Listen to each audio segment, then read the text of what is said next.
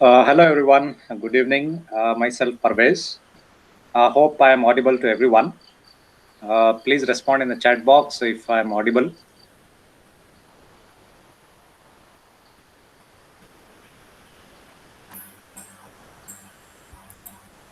If I am audible, kindly respond in the chat box if somebody is there or listening to me. Good evening, Parvez. Good evening, sir. How are you? Fine. Okay. So all the senior hams are there to help me with the session. So even VTI has joined. Parvez, good evening. Good evening, VTI. Thank you so much for joining for session. You can help me out. Namaskar. Namaskar, Majid, Venkatamanakini, Abdul Samir, Asma Savanu, Raikun Rajtur Kotekar, Radhakrishna Naik, Jayal K, Stephen Lloyd Sequeira, Zayal K. Welcome to all you. Okay. So before starting the session, I would like to know every individual, what is the background? Anybody is related to any electronics background or electrical or anything like that. So starting with Abdul Shamir, you can just introduce yourself. Hello, sir. I am from NITK. I'm working as project staff. I done my mechanical engineering B. Okay. Okay. Right. Okay. Next, Madam Asma, Madam is there. Hello, sir. I'm Asma. I'm basically a banker. I've done my BCom, and I have done my Oracle and VB.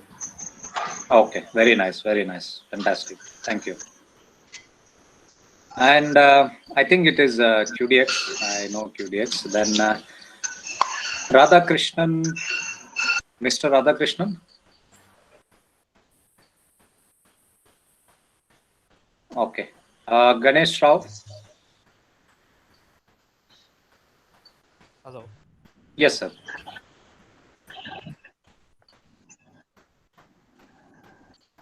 Sorry, did you ask a question? I just want to know your background. You can kindly introduce yourself. Oh, sorry. I live in Bangalore. Okay. My native place is Kundapur. And, okay. I have been referred by my friend Shrikant Bhatt from Manipal. Okay. And what is your qualification background, sir? So I have a MTech from Surathkal. Fantastic. Okay. In which domain? Electronics. Okay. Then this session is not for you, sir. That's okay. Okay. Right. Was forwarded, so I'll attend it. Okay. Thank you. Fine. Thank you. You can help me then. You can help me out in between. Yes. Okay. So Dr. Sampath is there with us, PWO, if I'm not wrong. Then WFN is there. Mahadeva from Shumaga. Sir, can you just introduce yourself?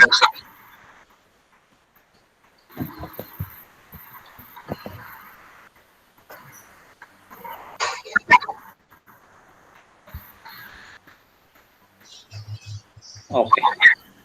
Priyadarshini Bhatt. Madam, Hello. can you introduce? Hello. Hello. Yes. Good afternoon. Good evening, sir. I'm Madhav from Shumaga. Okay. Actually, now I am working in social welfare department. Hello. Yes, sir. Tell me. Working in social welfare department, looking at electrical maintenance. Okay. Your qualification? So mine is B electronics. Okay. Nice. Yes, sir. Right. Okay. Fine. Okay. Thank you, sir. Okay. Then Rajat, sir. Good evening, sir. I'm working as a project staff in NITK, and I have completed my mechanical engineering at Pune School of Engineering. Okay. Thank you, Fantastic. Thank you, sir.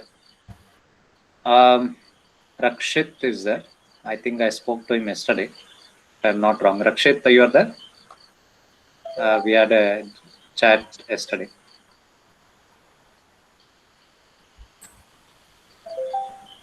Okay. Then Roshan. Hello, this is Roshan here. Yes, sir. Basically, I'm a computer engineer. I work for IT industry for 24 years. I've taken retirement. Right now, I'm teaching in as a lecturer in Bangalore. Where you are teaching, sir? I teach in Womanchur. What subjects you handle? Yeah, I'm an English lecturer. So I Okay. teach English for the students, undergraduate, graduate students. Also, I'm a Okay. PhD scholar. Okay. Very nice. Very nice. Fantastic. Thank you, sir. And Madam Savita.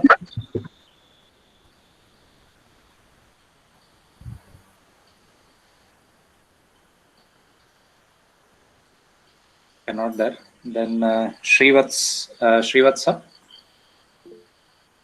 Good evening, sir. I am from Udpi. I've done diploma in mechanical engineering. Right now, I am into interior designing. Yeah, that's it. Okay. Thank you. Thank you, Srivatsa. Then Stephen. Hello, sir. Hello. I'm from Karkala. Hello. Yes, yes. Please Am I go audible, ahead. sir? Yes, yes. Audible. Yeah, I'm from Karkala. I'm Okay. currently pursuing my MTech in mechatronics engineering in NITK. Okay. Yes, sir. Nice. Fantastic. Thank you. Thank you, sir. Kantaramana. Sir, am I audible? Yeah. Yes, Sir, sir. I'm Venkatramana and I'm a chartered accountant by profession. I have little Okay. exposure to electronics, so just wanted to know about the ham radio. So one of my uncle referred to ham radio, so I'm here. Nice. Nice. Thank you, sir. Thank you so much. Yeah. Then Vikas, I know. Then Vishnu Murthy.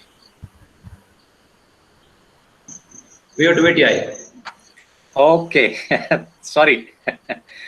No Next problem. is Zaya. Hello, sir. Hello. Good evening. Good evening, sir. Go ahead. Go ahead. So I'm a student who is studying in third year CSE from Sayadri. I'm an intern in NITK right now, working on labs. Okay. Fantastic. Right. Okay. Thank you all for a wonderful introduction. So in between, even I would like to know what is your expectation from the course, because my intention was to give the exposure. Kindly everybody mute it. If anybody wants to discuss, then you can unmute and you can discuss it. So intention of this course, that what we want to do is Asma Savano, please mute. Asma Savano, please mute your mic. Asma Savano. Oh, thank you. So this is to provide the exposure of basic electronics to the people who doesn't have the background of any electronics or any engineering background. So that is the overall intention. But I can see that most of them are from the engineering background. So I'll just try to deal with the basics. Then you can also suggest. I'm always welcome for any suggestions or any corrections, because I am sharing whatever I know a little bit. It's not that I'm expert, because there are more hams here around me that you can see here who are senior to me in this ham radio field. So starting with the session, I just want to show the syllabus. I think most of you know it, but still I'd like to present the syllabus to you all so that you all can see what is the preparation that you all have to do. So I'll just go through quickly. Is the screen visible to you all? Yes. You can just type in the chat box.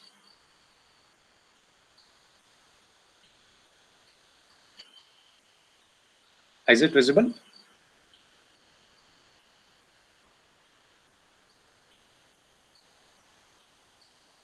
Okay, thank you. So in the ham radio examination, you will be having the two papers. One is the basic electronics, and the next one is the rules and regulations of ham radio. what that a ham need to be followed, the rules and regulations, and what are the frequencies that we can use it. So coming to basic electronics part, there is a first basics, the elementary about the electronics, electricity and the magnetism is there. So where you will need to know a little bit of basics about the theory of electricity, the conductors, insulators, and its unit, then Ohm's law, resistance in series and parallel, little bit of small calculations of resistance, then conductance, power and energy. Then about the magnetism, that is permanent magnet, electromagnets, and mutual inductance, and all these things that you will be learning in this first part here. And coming to the second module here, or the second unit. So next is about the alternating current, the AC signal.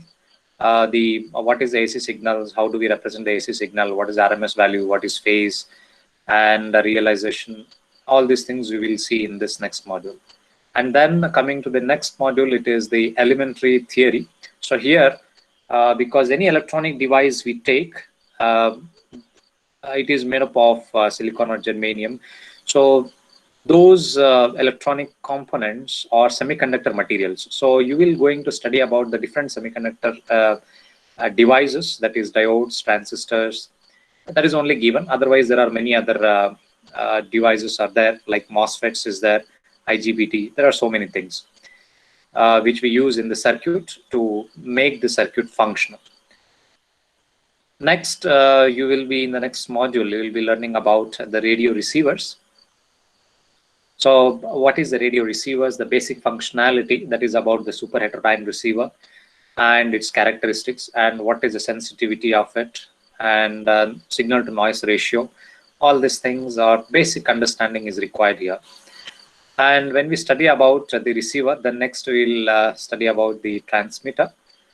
That is the basic principle of a transmitter, and what is an oscillator, and what is the stability of an oscillator.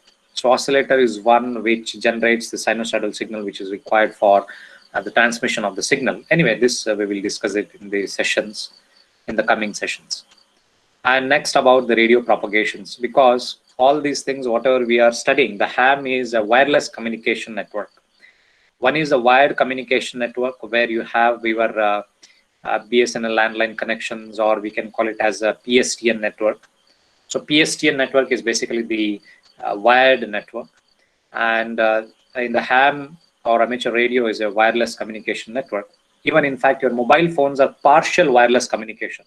It is not fully wireless communication, because your mobile phones, what you're using, it is you are using your mobile phone to connect to the tower, but you're not using your mobile phone to connect directly to the other person. So it is a partial wireless system. It is not a complete wireless system. Whereas the amateur radio is a very beautiful thing. You are connected one-to-one entirely. It is through complete wireless system. So that is the beauty of this amateur hobby. And the frequencies, wavelengths, and type of propagations you will see in the radio propagations. And then next, you will see about the basics of the aerials, the common types of transmitting and receiving aerials, and then the frequency measurements, what are the devices that you can use to measure the frequencies, and the simple frequency meters and all. So that is about the basic electronics part. So in the examination, you will be having one set of question paper of 15 questions where it's of objective type, where it covers all these topics, whatever I have shown here. The next paper will be the rules and regulations. So the basic rules and regulation paper will consist of like who is the authority of this monitoring of wireless or allocation of the wireless, that is International Telecommunication Union. That is the authority where worldwide it distributes the spectrum to operate the various bands for various applications.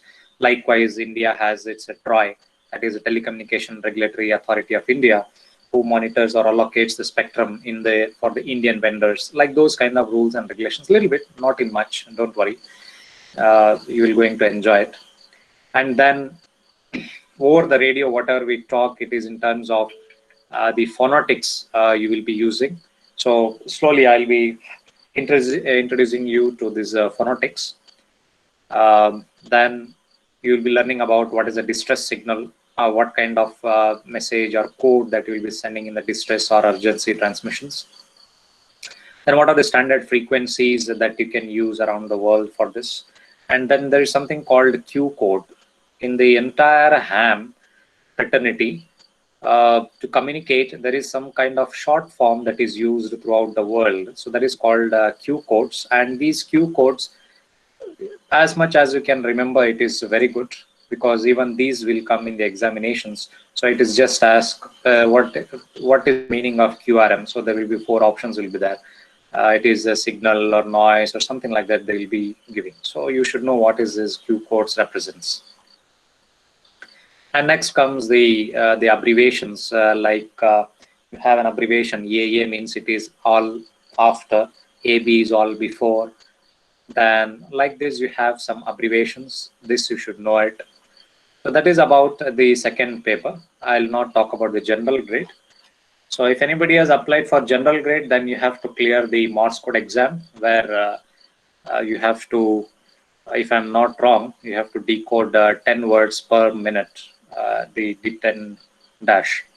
So that is the overall thing which you need to prepare. And believe me, it is the ham fraternity and the ham hobby is a very beautiful thing which you're going to enjoy when you have their own equipment with you, and when you try to do all these small experiments and all.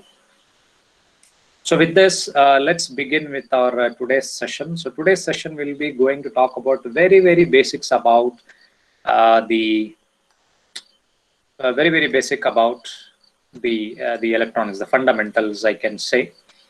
Most of you already know it. If it is no, it is like a brush up for you. If somebody doesn't know, please interrupt me, not a problem. Let us, if you have any doubts at the point, then we can clarify it. Okay. So one thing which we need to understand here is, if you take any object, then that object is made up of substances. And in turn, this is nothing but the molecules. And these molecules consist of many more atoms. And the smallest thing that we can have is an atom. So we just need to understand what is this atom and what is there inside the atom. Then everything subsequently we will try to understand. So I have not prepared any course content for this because lack of time. So I just got some material. So I'll be using that material to educate you on the basic electronics.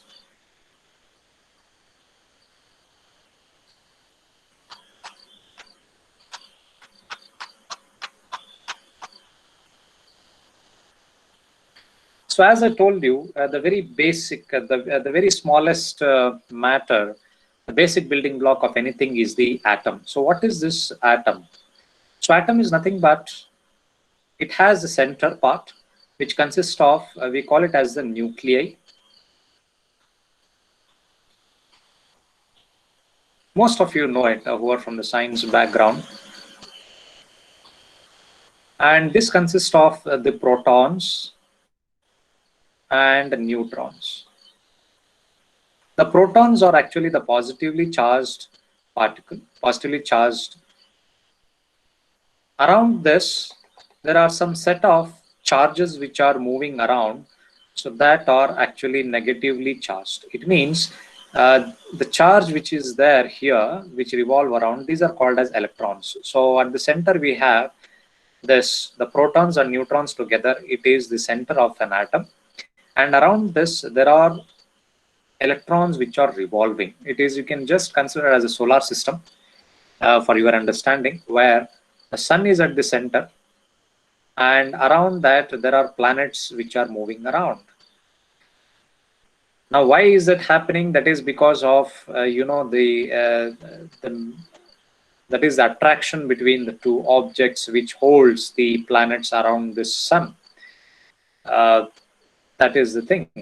So here you can just imagine like a solar system. So likewise, in any atom, the center part here, it consists of the protons, which are positively charged, and neutrons doesn't have any charge. and it is surrounded by number of electrons. The number of electrons will be revolving around in their own orbit. There are various orbits here.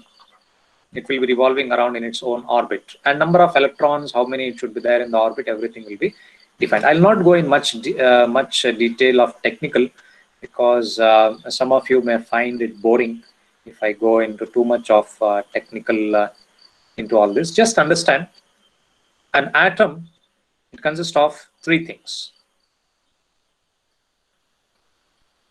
An atom consists of three things. First is proton, second neutron. Together it is called as nuclei.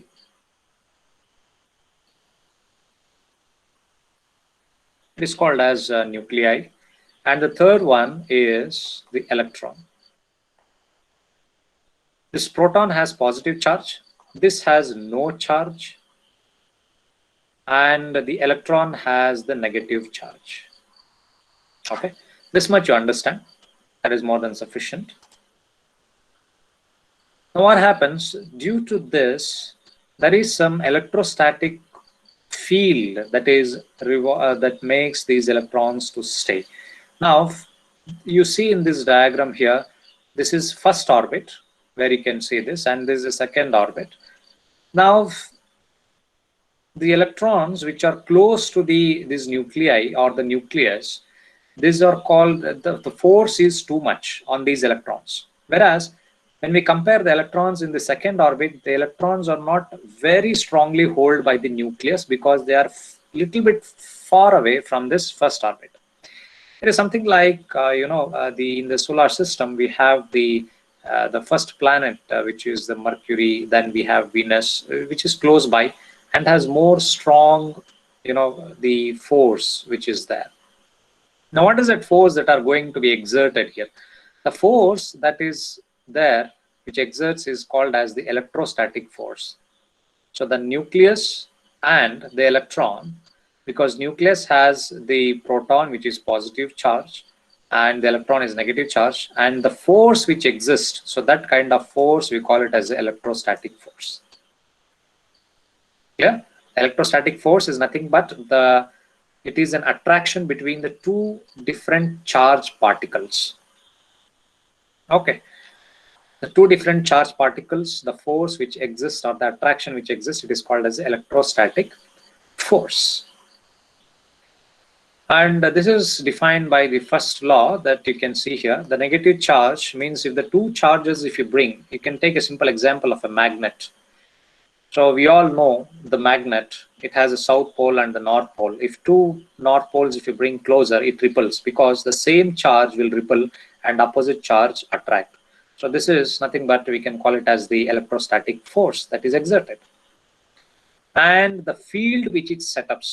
Now, if we take these as a positive charge and the negative charge, then it sets up certain electrostatic field. You see in this diagram here, certain electrostatic field. Now this is a positive charge and negative charge, and in between them there is a field which is set up due to this electrostatic force, and that field we represent it as electric field. This is nothing but an electric field because of the two oppositely charged particles. And if the two same kind of charges are brought close together, then what happens? It will repel. And if you want to define these in terms of equations, please, if somebody does not like the equations, it's not a problem. This is just for understanding I'm proposing. You need not to go in so much detail. It's just for understanding. Since we are discussing about the electrostatic force, then we can measure this force, the electrostatic force between the two charged particles, as it is given by K is equal to Q1 minus Q2 divided by D square. So Q is the the particle charge or the charged particle, and this is another charged particle. We take the difference, and that depends on, it means the force is directly proportional to the difference between the two charged particles and inversely proportional to the distance between them. It means if you have the two charged particles, that is positive charge here and negative charge here, then as the distance increase, the electrostatic force between them, it decreases. Okay, but when we bring this charge close together like this, then what happens? There is a strong electric field which is set up. Okay, there is a very strong electric field. It means the force between the two is increased. That is what it means. A very simple equation. Anybody can understand this. Where K is a constant. Don't worry about the constant. We always take some constant in the equations. That is the difference between the two charges divided by the distance between them. Now, what is this potential difference? Now, for example, here we have the two objects of different potential. That is, one is a negative potential and positive potential. And if you put a charge here in between, then what happens is that the charge, the opposite charge will make this attract, and the same charge will make it repel. So what is happening is that we are trying to move the particle from one location to another location. So when we try to move the particle or the charge from one location to another location, we say that the work has been done, and that work we measure it as electromotive force. You can say here. Now if you can read this statement, now due to the force of its electrostatic field, these electrical charges have ability to do work by moving the another charged particle by attraction or repulsion. So what is happening here? There are two charged objects. Between the two charged objects, I am placing a charge here and a negative charge in between them, so that what happens is that due to this potential difference, the charge is moving from one location to another location, because the negative charge repels and the positive and negative charge attracts. So this charge which is there in the center is moving from left to right. Please let me know if you're getting bored, because rather than straight away going towards the resistors, capacitors and inductors, so I thought it is important for you to just know about the very fundamentals. Next, let us talk about the free electrons. So what are these free electrons? Free electrons is nothing but the electrons which are free to move in any object is called as a free electron. So how do we define this, or how do we understand this free electron? To understand this free electron, if you take any object, then I told you all the objects is made up of molecules, and molecules is nothing but the atoms. So all these atoms packed together will make a substance. So like this. Okay, if you go at the micro level, you can see these kind of atoms. Now the type of bonding that exists between these atoms that defines what type of material it is. So we have the materials like metal. We have the materials called, we categorize it as semiconductors. And we have the materials which we categorize as insulators. What is metal? What happens when you, for example, you have a metal rod, it might be an iron or copper or aluminum. So you have the metal rod here. So if you connect an electric wire at this point and another to the ground, then what happens? The current will flow in this conductor from one end to the other end. And if you check that here at this point, you can feel that current, or you can see that there is a flow of current. So that is because there are a lot of free electrons which makes this charge. Charge is nothing but the electron which we're talking about, which move from one point to another point. Whereas semiconductors or some materials, for example, it might be a silicon or germanium, or there are some compound elements. I will not go in much detail again. That is gallium arsenide and so on. These are called as compound elements, and these are the silicon. These are called the semiconductor materials, the crystal materials, I can say. because all the atoms are of only one type, that is silicon or either germanium. Now this type of materials will act as either metal or either insulator. It depends on different instant of time. And now insulator. What is an insulator? Let us take a material called as wood. Everybody knows wood. So every furnitures are made up of wood. Now if we connect an electrical wire to this, and if we touch this from the other end, do we get an electrical shock? We won't get it. Why? Because it won't allow the current to flow. So it acts like a perfect insulator. Okay. Sorry. So whatever the materials that are available on the earth, we categorize them basically into different groups.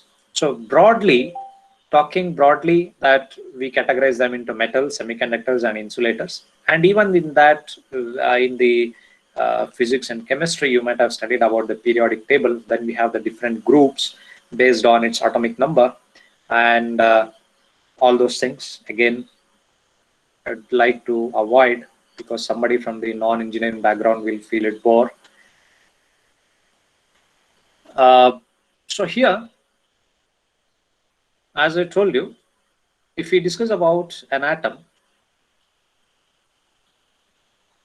so an atom consists of, I told you it's at the center, it has its nucleus, and it is surrounded by electrons. So these are the electrons here. Yeah, these are the electrons. Now these electrons are revolving around this this center nucleus here, this point. Okay, so this is the electrons which are moving around. Okay, so now what happens is that the electrons which are in this third orbit, let me give the orbit number. This is 1, 2, and 3. The force of this nucleus on this first orbit is more because it is very close to the nucleus, and the force reduces as it goes away. Now if you look into the second orbit, the force is reduced, and third orbit again force is reduced. Now what happens in an atom? Now for example, I apply certain force here. I'll apply certain force, and due to that force, what happens is that this electron has come out from this orbit. It has come out from this orbit. Okay, like this. And now when the electron come out from its orbit, now this is called as the free electron. It means now it is no more associated to this nucleus. It is a free atom now. And now if you see, I once again don't want to go in detail, but just for your information, for example, if you take a silicon or any material, it has certain atomic number. So here the atomic number for the silicon, it is 14. It means that the number of protons is of 14 in number, and number of electrons are 14 in number. So now what happened when we apply certain external force, then this electron has come out, then the total number of electrons in the atom is reduced by -1. So this has become 13 number of electrons. Now for an atom to be stable, the protons and electrons should be of same number. Here what happened? The difference is created. Now there are electrons are less, the protons are more. Now we can say that the atom is no more electrically balanced. What happens is that the atom becomes imbalanced, and now it has become a positive ion. Now from a neutral,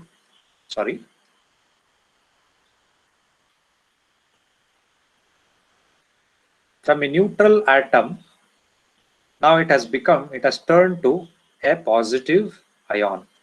Okay, that is one scenario. Now let us go back to our previous case here. Let me put back this electron. I'll put this electron here. Okay. Now if some free electron somewhere here, now it has come and occupied a position in an atom. Now it has come and occupied a position in the atom here. Now what happens for a silicon material or any material you take, in the example we have taken silicon, the number of electrons and protons should be 14. But now what happens? The number of electrons, it is 14 plus 1. It has become 15. And here the protons, it is remains to be 14. Now what happens? The number of electrons has become more. Once again, from its neutral position, now it changes its electrical property to a negative ion. So it changes its electrical property, and we call it as a negative ion. Now this atom acts like a negative ion. So you have the two terminologies. This may come in your question. That is why I'm discussing. In the examination, it may ask. The negative ion means the more number of electrons or more number of protons compared to the other. That is why we are discussing this. Please let me know if you are not understanding, because my major focus will be here from the Asma madam, and who else? Roshan sir is there, and Venkatraman sir. Please let me know whether you are able to follow whatever it is being discussed, or is I am going very fast, or how is it? I'd like to know your quick feedback here.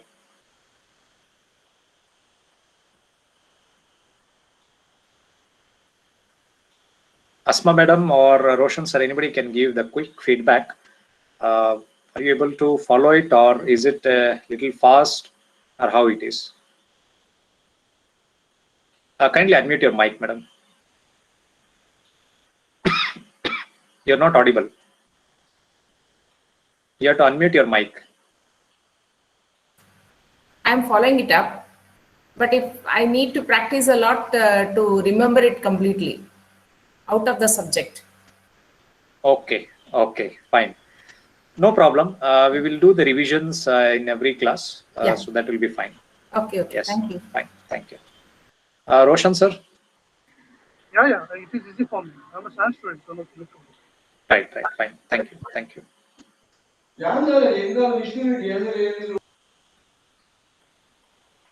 Okay.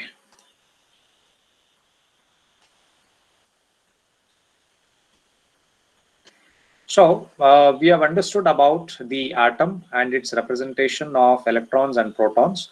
And when any electron moves out from an atom, so then we call it as a free electron. And at that time, we say that the atom has become electrically imbalanced, and then that particular atom will become a positive ion, because protons is more than the electron. And in the same way, if an atom gains an electron, you can think like this. It is just like a family. Let me take an example of a family. A husband, wife, and 2 children are there. So it is a family. It is perfectly balanced. Now, if one child goes out from, say, the 2 children, or maybe one daughter and one son. So now, if one daughter or one son goes out for studies, for higher studies or somewhere outside, so now what happens in the family? Out of 4, it is remains 3, and in that 2 gents and 1 ladies. It has become, now what is the dominance? The dominance will be either male or female. It depends on who is more. So likewise, if some guest comes to the home, then what happens is that the 5 members, either it is gents or ladies, whoever it is, then again the majority defines what it is. If the guest is say gents, then there will be 3 gents and 2 ladies. So then we say that it is a male dominant now at home, or it's just an example for understanding.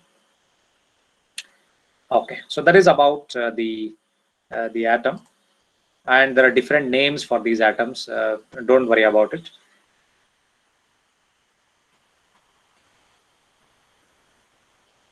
So based on these, there is one more thing which we define it as metals or semiconductors. So there is certain rule is there. There is something called a Bohr's model is there. So what it defines is that the outermost orbit. So this orbit, we call it as outermost orbit. So if the outermost orbit is partially filled, or it is not completely filled, or it is filled with less number of electrons, then such kind of materials we call it as metals. If it is completely filled, we call it as insulators, and if it is partially filled, we call it as semiconductors. Don't worry, I'll be taking each of these examples to make you understand later. Now let us talk about conductors. What is a conductor? Any metal is a conductor. For example, copper is a conductor, aluminum is a conductor, gold is a conductor, silver is a conductor. All these are good conductors. Why? I already told you. For example, whenever we take any conductor, any metal, and when we pass the electricity, or when we heat the one end, then that will flow to the other end. Whether it is heat or it might be an electric charge, it will flow to the other end. So then such material we call it as a conductor. Why is that happening? That happens because there are large number of free electrons. Why is that free electrons? Let me take one more, once again the same example of the atom.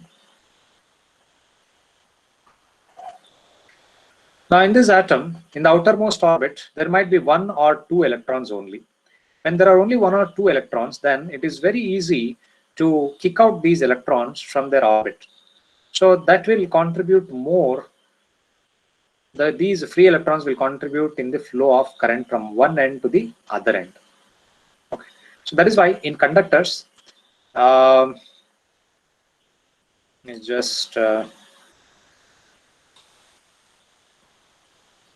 just for understanding, now you can see that this is a periodic table of different materials. Don't worry about it. This is hydrogen, helium, boron. Like this, we have different categories of elements. Okay, and in these different categories of element, if you see these first and second group, that is the potassium, copper, all these, when we put across this in the atomic structure, what happens is that the outermost orbit will be partially filled. It means the number of electrons will be very, very less. So that time, a small force, external force, is enough to free this from the atom and become a free electron. That is what the conductor is. You can see the definition of a conductor. So conductors are the materials with electrons that are loosely bound to an atom. So this is the thing. And these free motion of electrons, of large electrons, will contribute in the flow of current. That's it. A very simple definition of conductor. So conductor means electrons are loosely bound. Why loosely bound? Because the number of electrons are very less in the outermost orbit. That is. What is an insulator? So insulator is any material which does not allow the current to flow. Why does that happen? Because the outermost orbit is completely filled with the electrons, and it is very difficult for an electron to take out from an atom. So usually we say that if the outermost orbit is filled with 8 electrons, then it means it is completely filled. If it is less than that, then we call it as the half filled.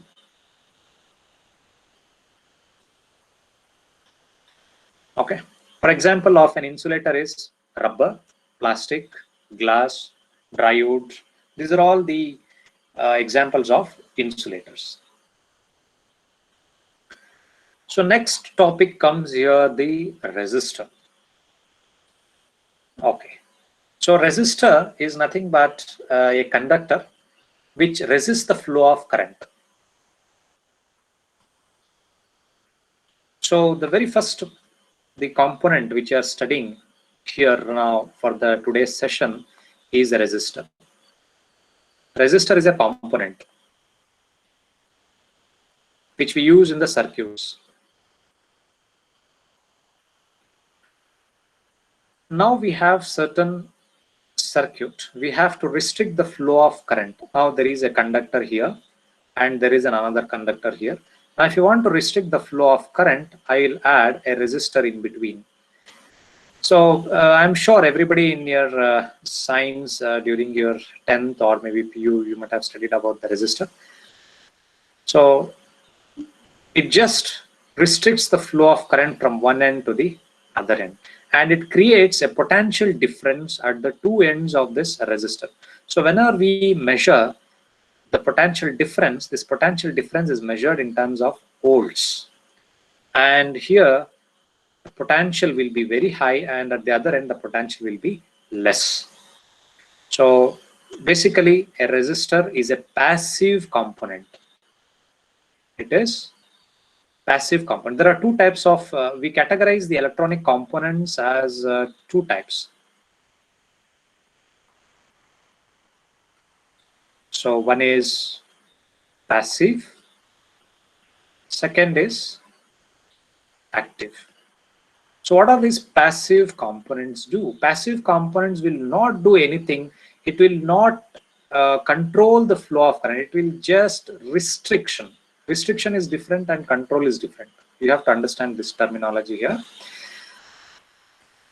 The same amount of current what is entering and the current which leaves will be the same.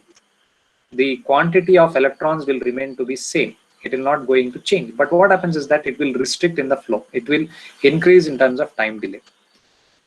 Whereas the active components, which you will study later, it might be a diode, it might be a transistor or MOSFETs. These are all called as active components, because here we are actually controlling the flow of current. We are trying to we try to control how much electrons should flow from one end to the other end, say from point A to point Excuse me, B. sir. Yes. So your voice is breaking. Okay. Okay. Thank you. There is some network issue here. So is it fine now? It's okay, sir. Okay. Thank you. Okay. So the first component what we have studied here for in today's session is the resistor. So resistor is nothing but a passive component. It restricts the flow of current. What do you mean by current? Current is nothing but the flow of charges. The electrons, whatever we have seen before in an atom. So those electrons will be moving, the negatively charged particles. So these things. So this is, we represent as Q. And this charge is represented in terms of coulomb. Sorry.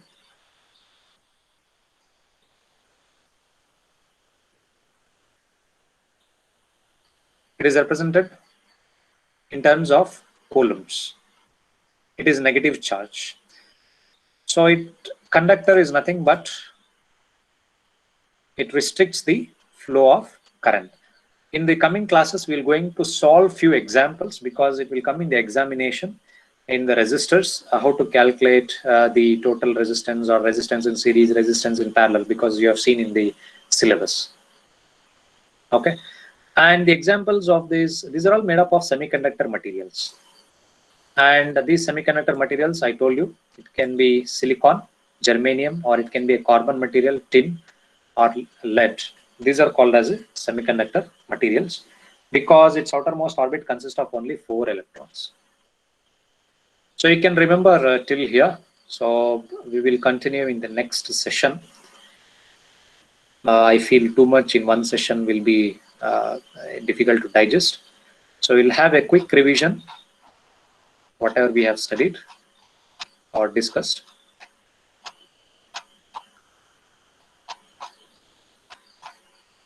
So we have started with the atom. So any matter, the basic building block is an atom. So atom at the center, it consists of a neutron and proton. Together we call it as nucleus. That is in the center of the atom, and it is surrounded by the electron. And the electron is negatively charged, neutron has no charge, and proton has positive charge. So even this will be a simple question that may come in your examination. What is the charge? What is the charge of a proton? Whether it is positive, negative, no charge, or something like that. Very simple thing. Now, likewise, the electrons are located in an orbit, in a different orbit, definite orbit. This is called first orbit, second orbit, and so on. And the names are also given, K, L, M, N, and so on. The names for these orbits. So the electrons here are 2 electrons, then it becomes 4, then 8, and so on. The number of electrons positions will going to increase as we go higher and higher in the orbits. And the electrons which are close to nucleus are very tightly bound. Means the force of bonding is very strong. whereas electrons which are outside, the bonding force is less. It's going to be lesser and lesser. That we can also see in our family also. We can just correlate with the family, the bondings with the child and parents, and how the bonding differs. So it's just like that. And then we talked about the electrostatic force. Electrostatic force is nothing but the force that exists between the two different types of charge, a positive and the negative charge, the attraction which exists. So that we call it as the electrostatic force. And that is the first law of electrostatics. That is the positive and negative charge always attract each other. It is same in our life also.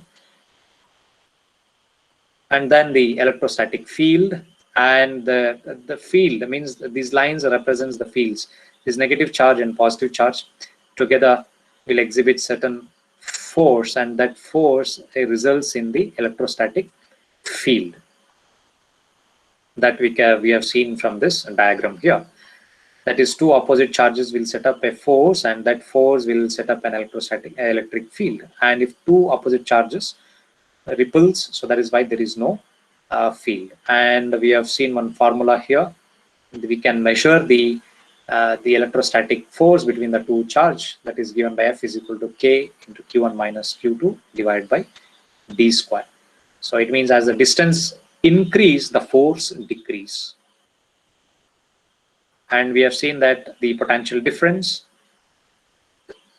here, when two objects of two different potential, positive and negative, and when we put any type of charge, whether it is positive or negative, then the charge will tend to move due to this electrostatic force or the electric field, and then we say the work has been done, and that we call it as an electromotive force. And this is measured in terms of volts.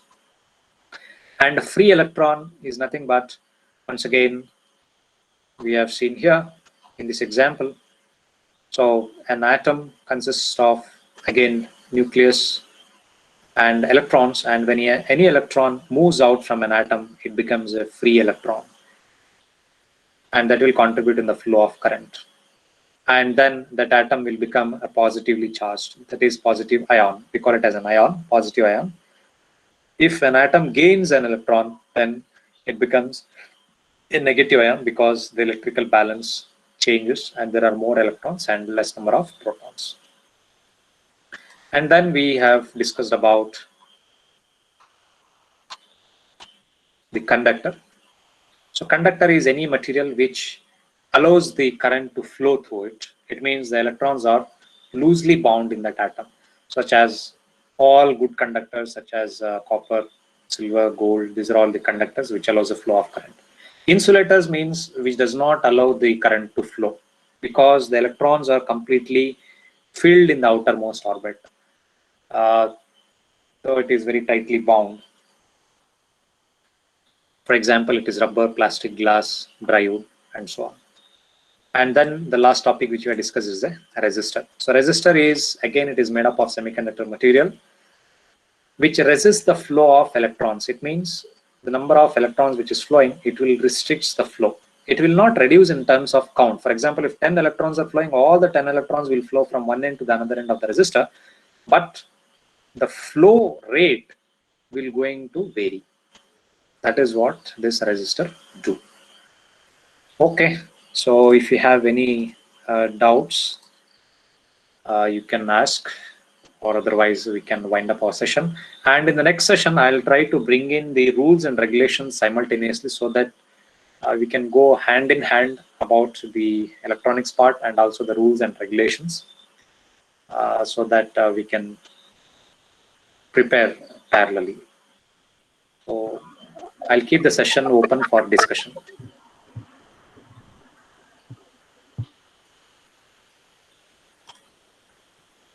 Anybody has anything to put across, then we can put across.